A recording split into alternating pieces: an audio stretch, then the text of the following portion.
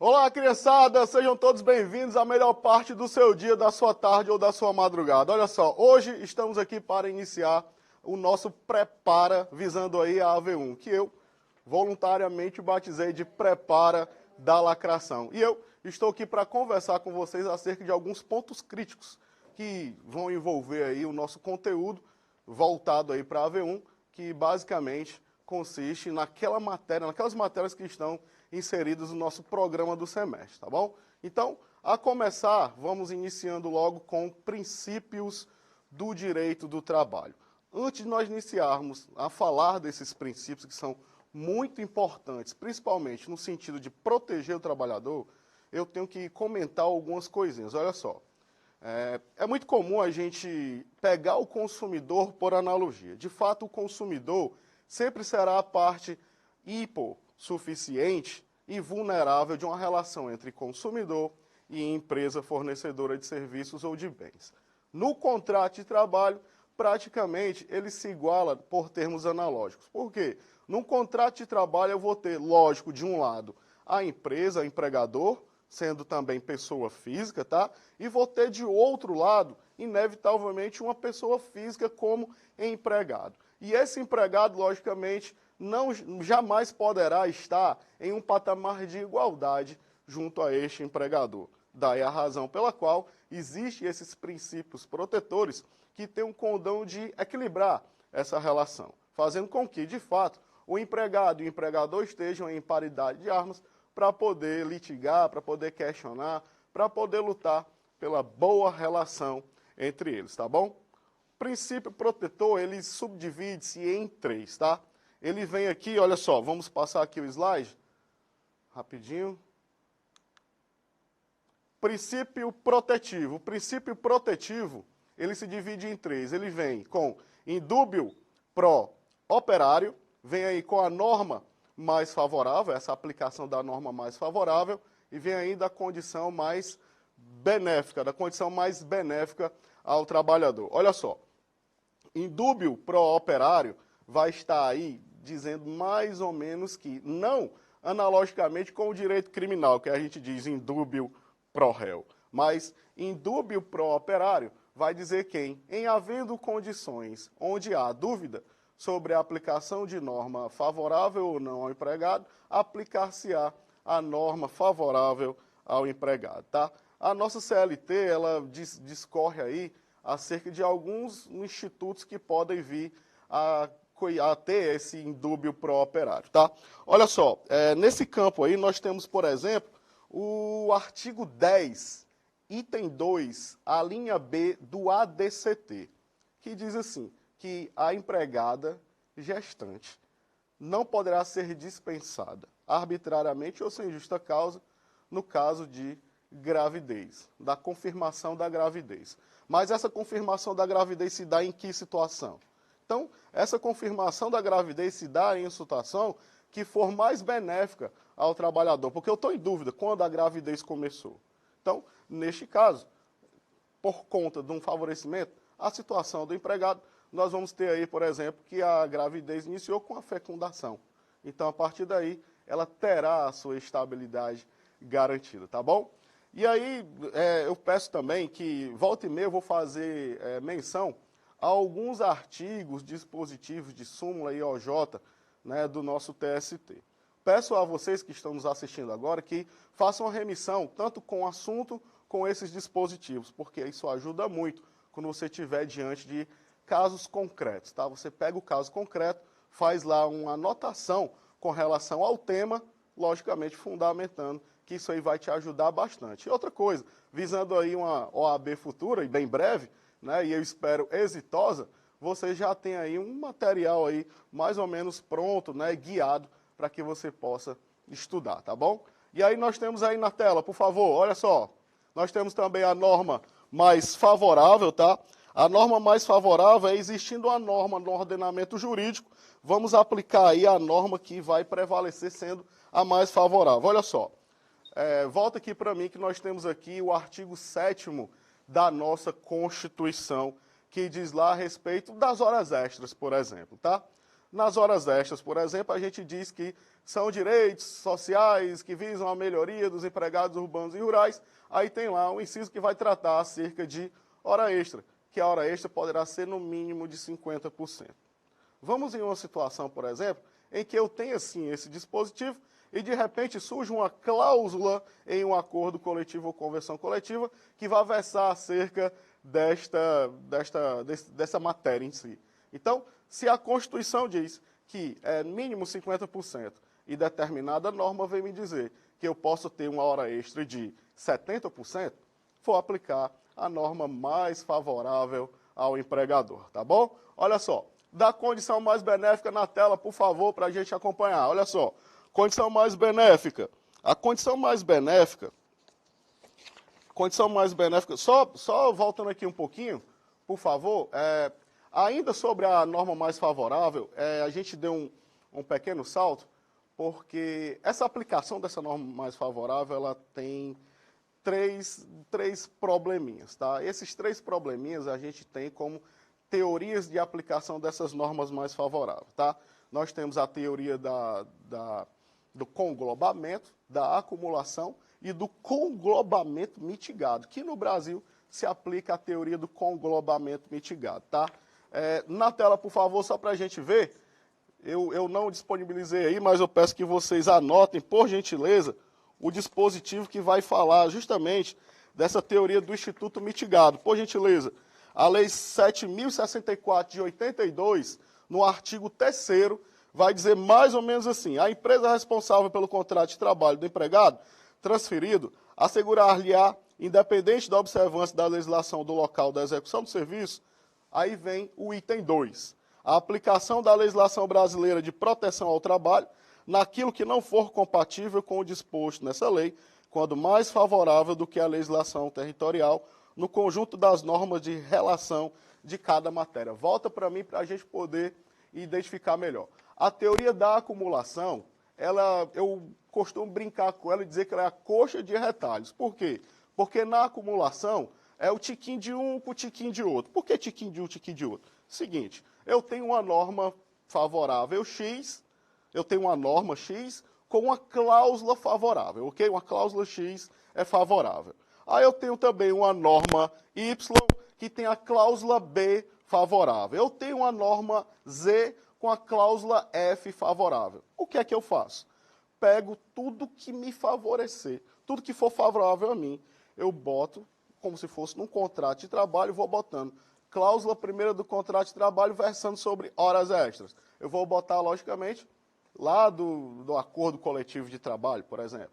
Cláusula que vai falar acerca de férias. Vou fazer analogia acerca do que for mais favorável. Ou seja, vou pegando de vários dispositivos, de diversos outros, né, normas e regulamentos do nosso ordenamento, e vou juntando, por exemplo, num contrato de trabalho.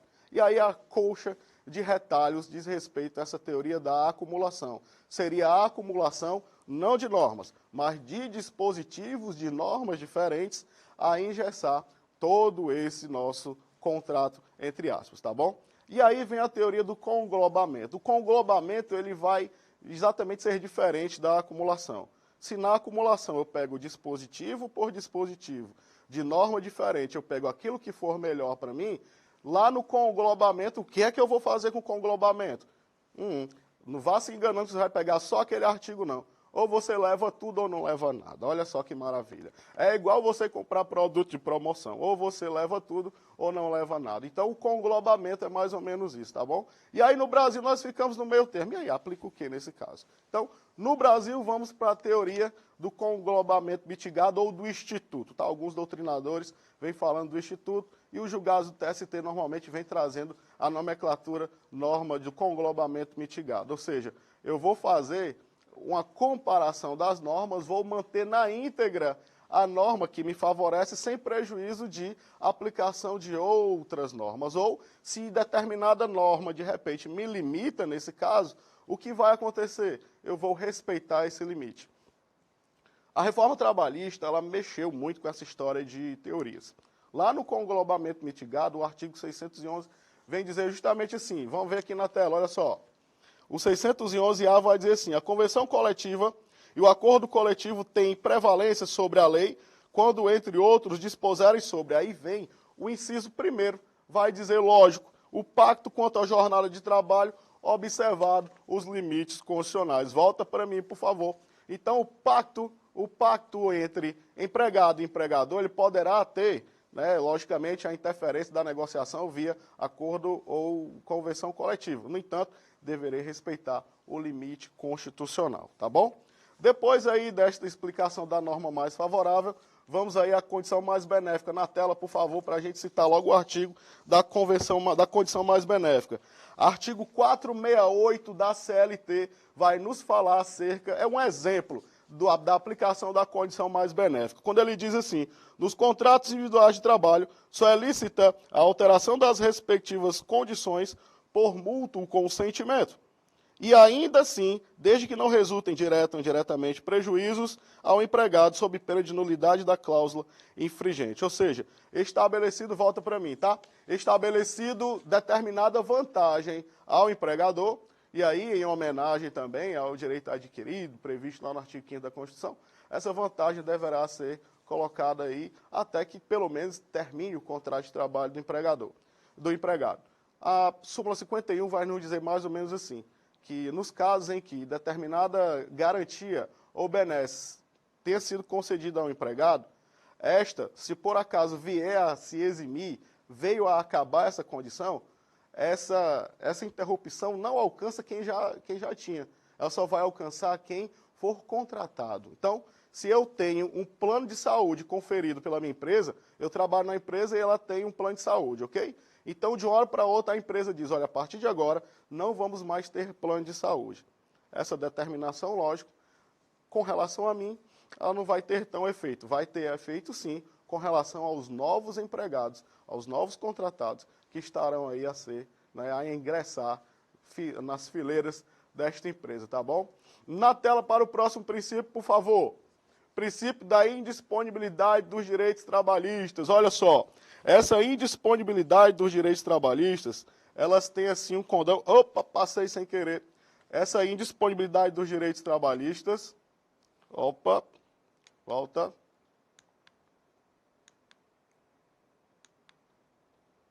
Voltando. Só um minutinho.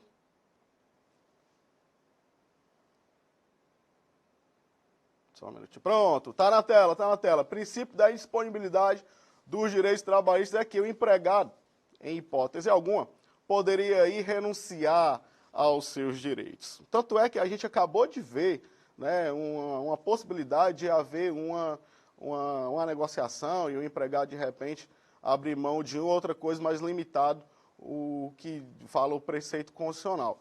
No entanto, o que vai acontecer aqui diante desse princípio?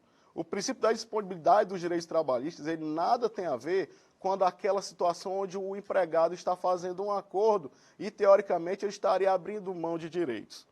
Transação e renúncia são dois institutos completamente diferentes, tá?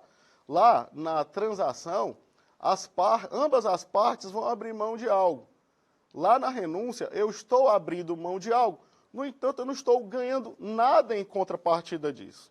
Tá? Então, o empregado não poderia ir transacionar um direito a ele conferido, tá bom? Na tela, próximo princípio, princípio da imperatividade das normas, tá? Das normas de direito do trabalho. E essa imperatividade, ela está aí no artigo 444. Deixa eu ler para vocês rapidinho. As relações contratuais de trabalho podem ser objeto de livre estipulação nas partes interessadas em tudo quanto não contravenha às disposições de proteção do trabalho, aos contratos coletivos que eles sejam aplicáveis e às decisões das autoridades competentes. Este princípio da imperatividade das normas vem nos dizer que as normas trabalhistas, elas visam, aqui para mim, por favor, elas visam algo muito maior, que visa, logicamente, a proteção do empregado. Então, por ter esse caráter de proteção, ela vai ter essa imperatividade, ou seja, é a norma de cunho obrigatório e a todos que estiverem aí sobre a égide dessa norma deverão respeitá-la e aplicá-la, tá bom? Na tela, próximo princípio, por favor, princípio da integridade ou intangibilidade salarial. É o seguinte, a regra é clara, você só pode descontar, você só vai haver desconto do salário do empregado, logicamente, em algumas hipóteses, todas elas trazidas na CLT, quando autorizado por lei, quando autorizado por norma coletiva ou autorizado de forma voluntária pelo empregado. Então vamos lá. O artigo 462 da CLT, ele vai justamente regrar esse entendimento, tá bom? Então, o empregador não poderá, a seu bel prazer, fazer descontos aleatórios ao salário do empregado. Na tela, por favor, próximo princípio, princípio da continuidade da relação de emprego. Para mim, por gentileza, súmula 212 do TST vai me dizer que será ônus do empregador provar como se deu e quando foi que houve a extinção, o rompimento do contrato de trabalho. Então, a regra geral, por condições normais de temperatura e pressão, o contrato de trabalho ele seria, em tese, indeterminado. Lógico que há exceção, nós temos aí diversas modalidades de contrato, vocês vão ver aí no decorrer da nossa caminhada aí nesse semestre, mas, de fato, a regra geral é que seja indeterminado. No entanto, o empregado ele não poderá, de fato, alegar isso aí, de repente ele está diante de um contrato por prazo indeterminado e simplesmente ele vai dizer assim, olha, eu não quero mais trabalhar. É dado a ele esse direito, de fato, de não querer mais trabalhar diante daquele empregador.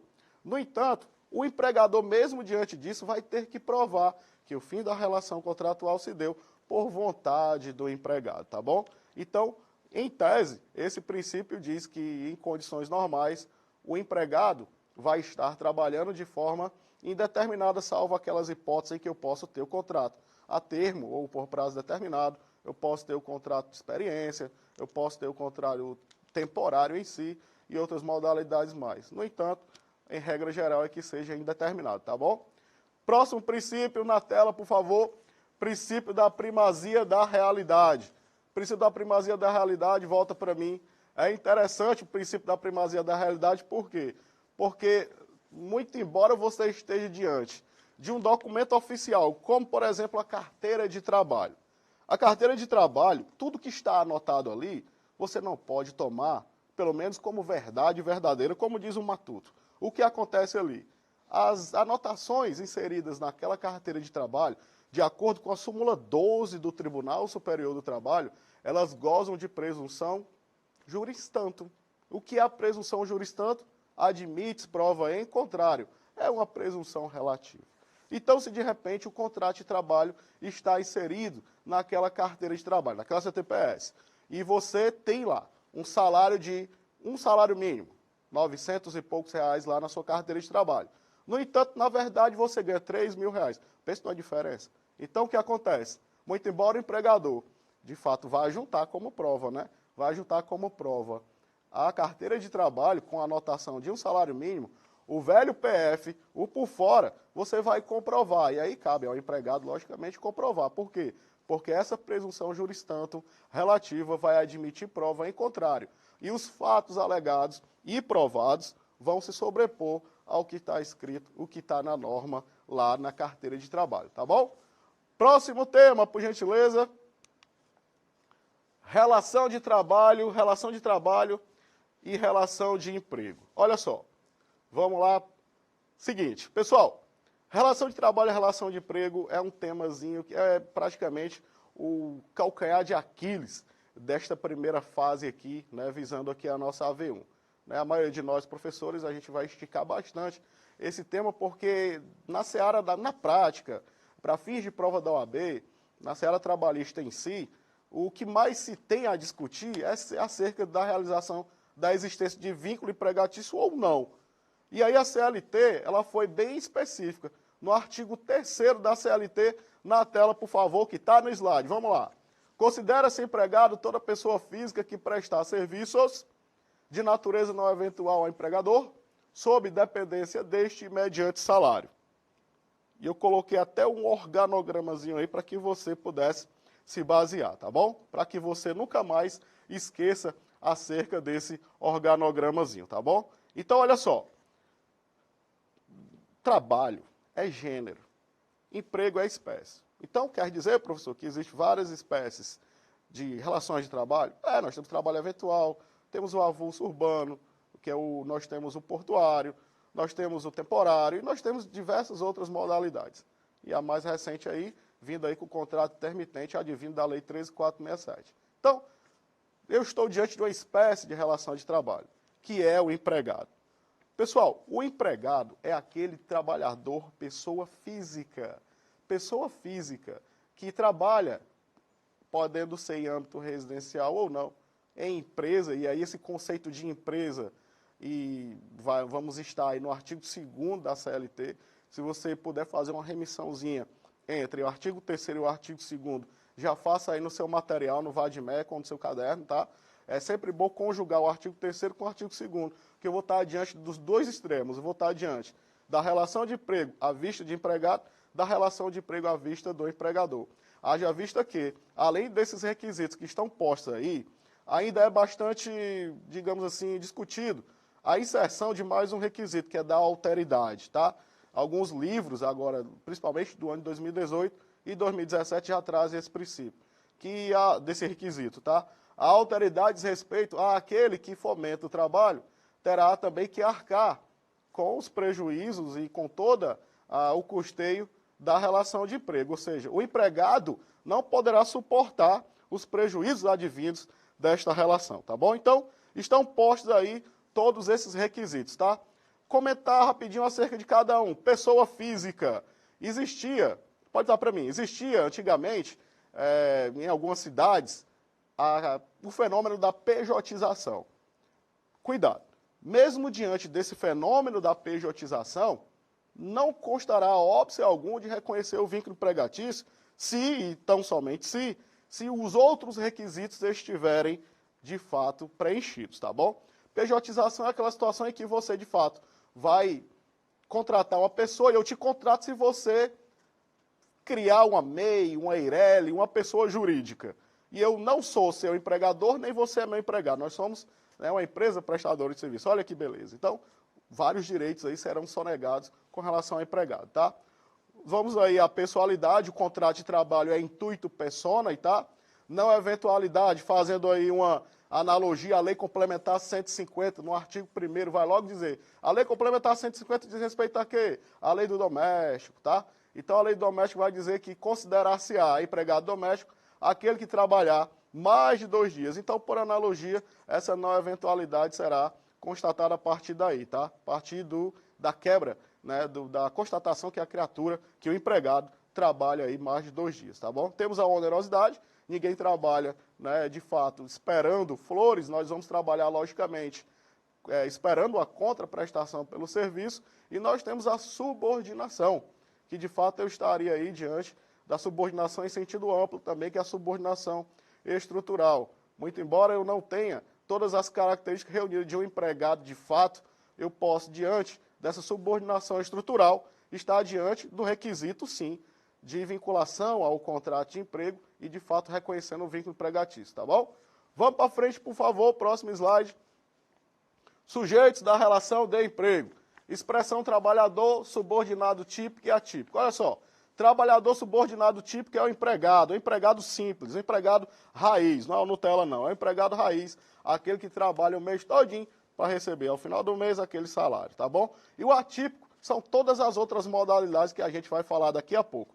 Mas antes de falar desses empregados atípicos, vamos falar um pouquinho de uma categoria que surgiu nova com o advento aí da Lei 13.467, da reforma trabalhista. Na tela, por gentileza, olha só, a figura do empregado hipossuficiente, trazida aí no artigo 444 da CLT. Olha só. Então, meu querido, se você ganha R$ 11.291,60, você poderá aí negociar diretamente com o seu empregador. Que maravilha, né?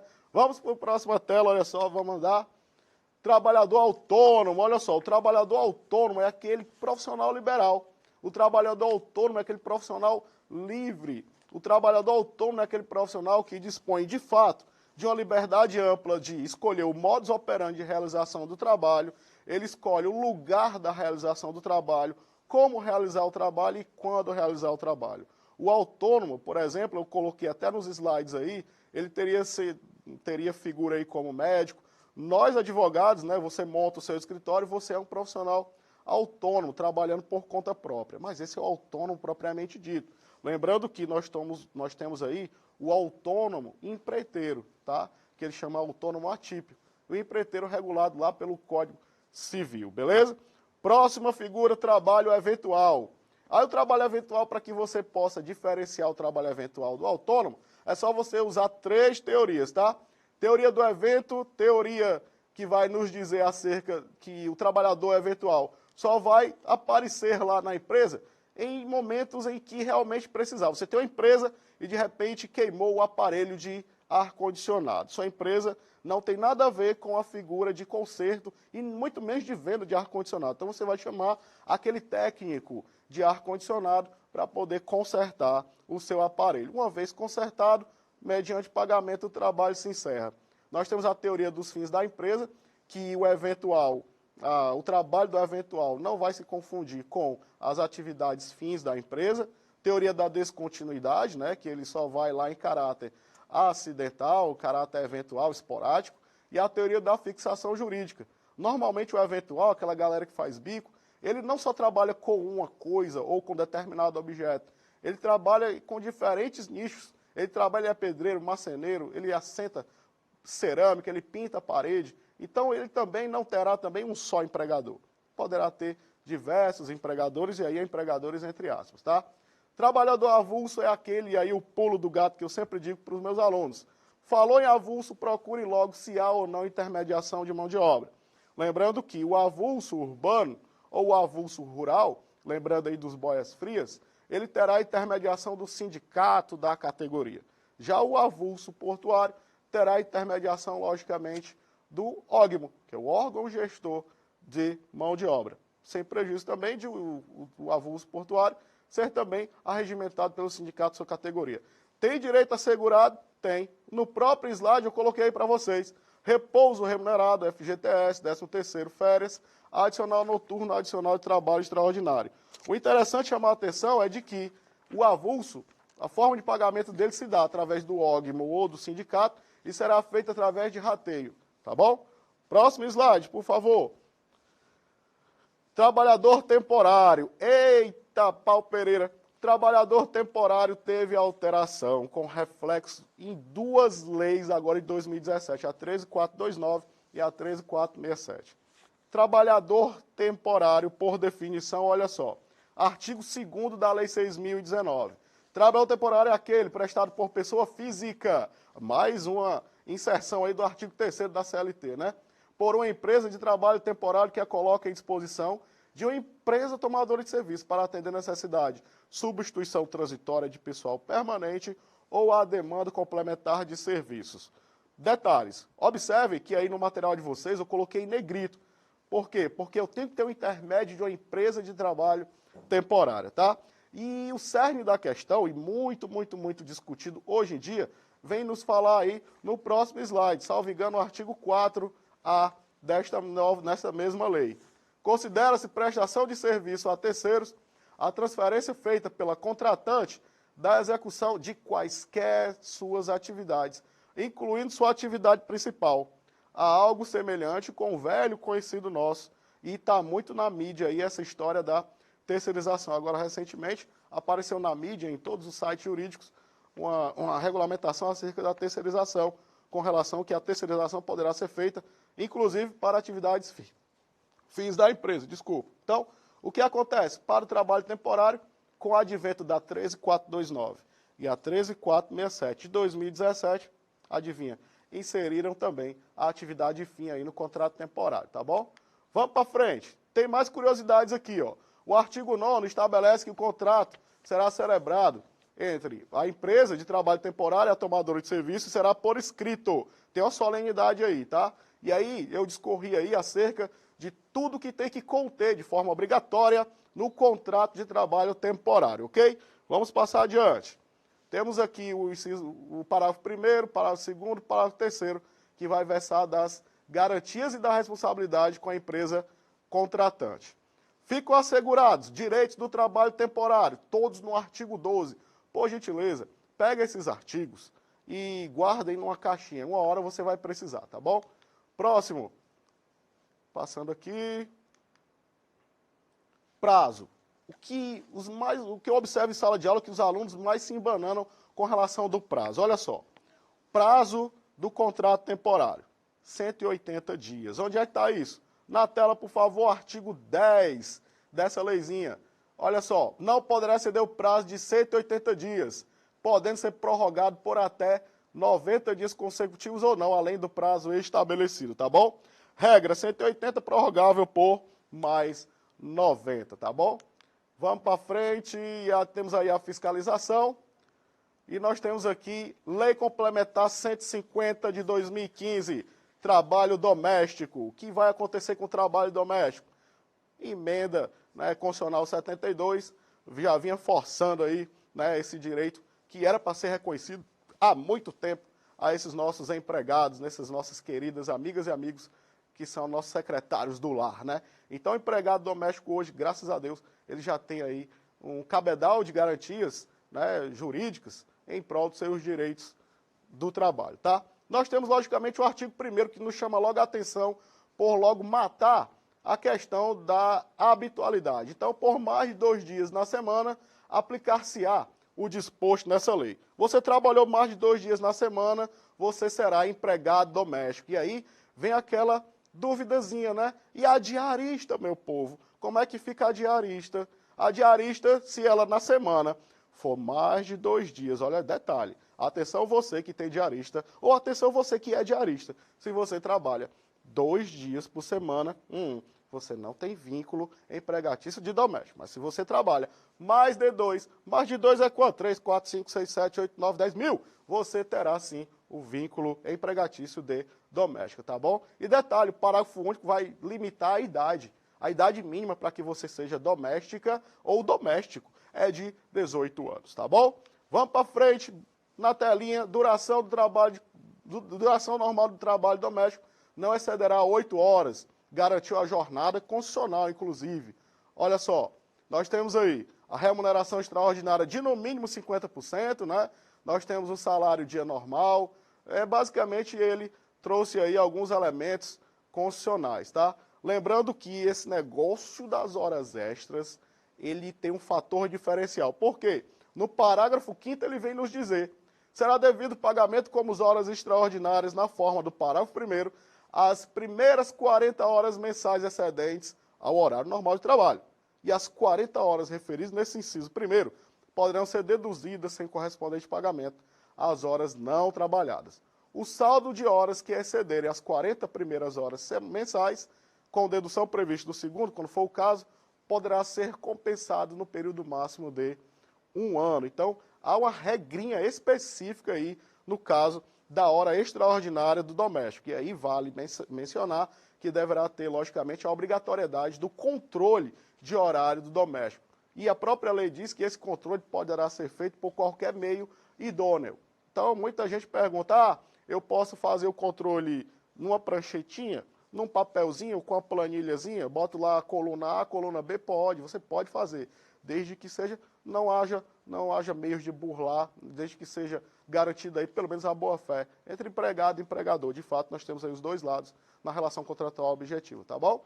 Vamos para a próxima, olha só, o próximo slide, remuneração do doméstico, e aí é vedado aí o desconto, né, do salário do doméstico, logicamente, sendo aí permitido em algumas situações. Por exemplo, é facultado, aí no artigo 18, parágrafo 1º, é facultado o empregador efetuar descontos no salário do empregado em caso de adiantamento salarial. Aquele velho vale, né?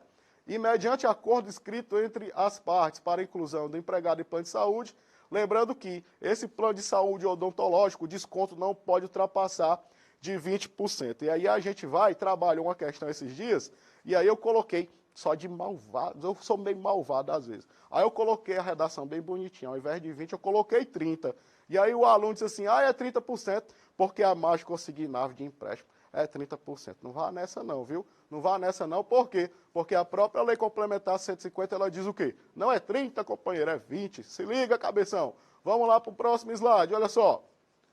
Poderão ser descontadas as despesas, o que poderá também ser descontado? Despesas com moradia, desde que a empregada mora em local diverso da prestação de serviço, Lembrando que as despesas do CAPT, que fala lá de higiene, vestuário, alimentação, não tem natureza salarial. E detalhe, o fornecimento de moradia ao empregado doméstico na própria residência ou morada anexa de qualquer natureza não gera ao empregado qualquer direito de posse ou propriedade sobre a referida moradia. Olha só que interessante, né?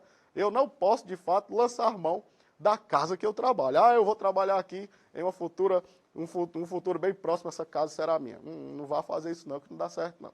Beleza? Próximo, indenização compensatória. A indenização compensatória, ela tem um condão de que, além dos 8%, o empregador deverá também recolher aí a importância de 3,2%.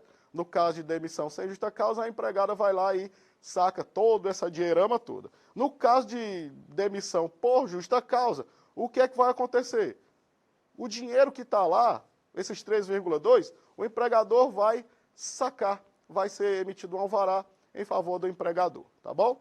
Próximo aí, passar aqui, nós temos o seguro-desemprego, que é limitado em 3 parcelas no valor de um salário mínimo, e nós vamos para outra categoria que eu vou chamar de teletrabalho e empregado à distância, trazido aí no artigo 6º da CLT. Mais especificamente, eu quero comentar acerca do teletrabalho. Novidade trazida aí pela 13467, e é sucesso, tá bom? O teletrabalho é sucesso e diz assim, mais ou menos. A prestação de serviço pelo empregado em regime de teletrabalho observará o que diz esse capítulo. Ele vai discorrer de garantias, de obrigações entre empregado e empregador trazidas aí na figura do teletrabalho. Nosso material está bem vasto com relação a esse teletrabalho. Por gentileza, esses artigos são de suma importância para o seu estudo, tá bom? Olha só, e aí ele fala no item B, 75B, que vai considerar teletrabalho aquele que está fora das dependências do empregador, tá? Ele fala do item C, da prestação de serviço deverá constar expressamente no contrato individual, o contrato que vai dizer o que vai acontecer com cada um, tá? E vem o parágrafo 2º que vai dizer, realizada a alteração de regime para o prazo, para o presencial, eu vou sair do domicílio para, a partir de agora, ir trabalhar dentro da empresa, tá? Então, o empregado ele não poderá nem se indispor contra isso. Regra do contrato, o empregador vai e diz, olha só, poderá ser realizada a alteração do regime de trabalho para o presencial por determinação do empregador, garantindo prazo de transição de, no mínimo, 15 dias. Cuidado com esse prazo, tá bom? 75D e o E vai trazer aí as disposições gerais, tá? Empregador, artigo 2º, a gente já comentou, considera-se empregador a empresa individual ou coletiva que assumindo os riscos da atividade econômica, admite, assalia, dirige a prestação pessoal de serviço. Olha só, a equiparação do empregador, ele traz todos os possíveis empregadores aí, tá? Mesmo que você seja proprietário de uma casa de caridade, você quer o seu terreno no céu, você monta uma casa de caridade para ajudar os outros. Perfeito, glória a Deus. O que acontece aí? Nada impede que você tenha aí empregados. E esses empregados, logicamente, terão o quê? Direitos assegurados. O fato de você viver de doação, o fato de você viver ajudando os outros, não quer dizer que o empregado que está ali lhe ajudando, ele está bem, ele também estará, né, com o mesmo propósito que você, tá? Todo mundo que trabalha quer receber. E, de fato, você está ali usando da força daquele trabalhador, a não ser que ele assine um contrato de trabalho voluntário. Aí é outra história. Mas, em condições normais, as empresas, né? Ele vai falar aí no parágrafo 1º, na tela, por favor. Parágrafo 1º vai nos dizer aí, equipara o seu empregador as instituições de beneficência profissional liberal, associações recreativas, time de futebol e outras instituições sem fins lucrativos, tá bom? Grupo econômico, interessante aí, houve alteração aí também na 13467. Grupo econômico hoje, não, a mera identidade de sócios entre empresa não bastará para que o grupo econômico seja, de fato, conhecido. O que acontece aí? Para que eu tenha o grupo econômico, eu tenho que ter a autonomia entre as empresas, a empresa, cada uma vai ter uma personalidade jurídica, cada um tem seu CNPJ, seus empregados, eu vou ter a direção de uma empresa mãe que vai gerenciar todas elas, e eu vou ter interesses e vou atuar de forma conjunta, junto com essas empresas, tá? E vem dizer aí o parágrafo 2º e o parágrafo 3º, né, da CLT vai nos dizer justamente essa alteração, que a simples identidade dos sócios, né, não vão configurar, né, grupo econômico, tá? Sucessão de empregador, maravilhoso, também teve alteração, principalmente quando eu falo lá do artigo 10, que é o próximo slide aqui, vamos ver.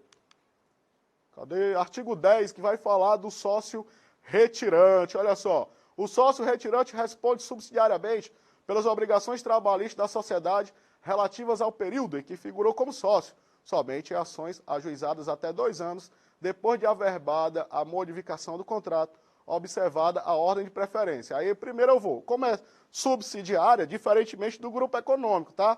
Lá no grupo econômico eu vou ter a responsabilidade solidária. Quando eu falo aqui de responsabilidade do sócio retirante ou na sucessão, né, de empregadores, a responsabilidade é subsidiária. Então, vamos lá na tela, temos aí, ó, sucessão vai se dar na empresa devedora, sócios atuais e, por último, e não menos importante, os sócios retirantes, tá bom? Emanuel, eu estou na dúvida, eu estou no meio de uma prova, deu um branco e eu não me lembro qual é o prazo que o sócio retirante vai ter que responder. Olha só, é só você lembrar da prescrição bienal. Prescrição bienal, 2 anos após o fim do contrato. Então, usa por analogia que você não se perde não, tá bom? Próximo slide, 448A, caracterizada a sucessão de empresários ou empregadores, previsto no artigo 10 e 448, as obrigações, inclusive contraídas à época em que os empregados trabalhavam para a empresa sucedida, são de responsabilidade do sucessor. Volta para mim, que eu tenho um exemplo bem bonitinho para lhe dar. Olha só, quando você vai no pet shop, você compra os cachorros, né? Compra um cachorrinho com o mais lindo do mundo. E adivinha, quando você compra o cachorro, as pulgas vêm junto com o cachorro. Não tem como você escolher com pulga ou sem pulga, certamente elas virão com o cachorro. Por analogia, de um jeito bem cômico, o que acontece? Quando você, de fato, vai comprar uma empresa, a pessoa vai lhe transferir uma empresa, tudo de bom, tudo de ruim, vem junto com essa empresa e você, olha só, será responsabilizado, tá bom? Próxima, nós vamos aqui falar um pouquinho do poder de direção, poder de organização, controle disciplinar, mais especificamente aqui nos princípios do poder disciplinar. Proporcionalidade, olha só, meu povo, proporcionalidade é que a pena aplicada, a sanção aplicada ao empregado deverá ser proporcional à falta cometida, tá bom? Você não vai matar, não vai usar veneno para matar um elefante, você vai matar uma pulga não, que isso é desproporcional, não dá certo não. Limitação temporal da suspensão, cuidado com isso. Se você suspender um camarada por 30 dias, o contrato está extinto, companheiro. Se o contrato de trabalho não poderá ter a suspensão por mais de 30 dias sob pena de extinção, tá bom? Nós temos aí a vedação da pena pecuniária, e aí eu falo em sala de aula que o empregador não pode jamais, ele não poderá aplicar pena pecuniária, né, como punição ao empregado. Você vai pagar uma multa, por exemplo. Aí o aluno perguntou, professor, deixa eu lhe perguntar, eu sou jogador de futebol e eu dei um carrinho no jogador adversário e eu fui punido com cartão vermelho. Quando eu cheguei no time, me deram uma pena pecuniária, ou seja, eu fui multado. Lei Pelé, artigo 48, companheiro, você está completamente correto. Tem uma exceção aí, salvo aí os jogadores de futebol, tá bom? E aí o 452A, parágrafo 4º, lá da CLT, vai trazer aí a questão da punição com relação ao intermitente, tá bom? Se você chama o intermitente e ele não vai, e o que acontece com o intermitente que não vai? Ele vai ter que pagar 50% do valor devido àquele empregador, tá bom? Ele poderá também compensar futuramente. Perdão tácito. Perdão tácito é igual sorvete, se você não tomar logo derrete. O empregado cometeu uma falta, você vai ter, logicamente, que punir. E aí, pela militância na advocacia e pelos anos de aula, o que é que eu cheguei à conclusão? O TST hoje entende que o prazo para que esse perdão não ocorra é de 72 horas, tá bom? Salvo naquelas hipóteses que poderá ter, logicamente, uma averiguação maior acerca de quem fez o quê, tá bom? Da imediaticidade está diretamente ligada ao perdão tácito e da não discriminação. 2 penas, aliás, 2 empregados, 2 faltas, 2 penas iguais. Você não pode discriminar o empregado ou favorecer o empregado A ou B em detrimento de outro. Se 2 empregados cometeram uma falta, ou seja, a mesma falta, a pena a ser aplicada àqueles empregados deverá ser a mesma, tá bom? Olha só, meu povo, eu agradeço demais a atenção de vocês, foi um prazer imenso estar aqui, agradecer a essa operosa equipe técnica que trouxe essas imagens em high definition para todos vocês nesta manhã de sábado, e eu desejo a todos uma ótima prova, tá? Fiquem com Deus. Um beijo para quem é de beijo, um abraço para quem é de abraço. A gente se vê por aí.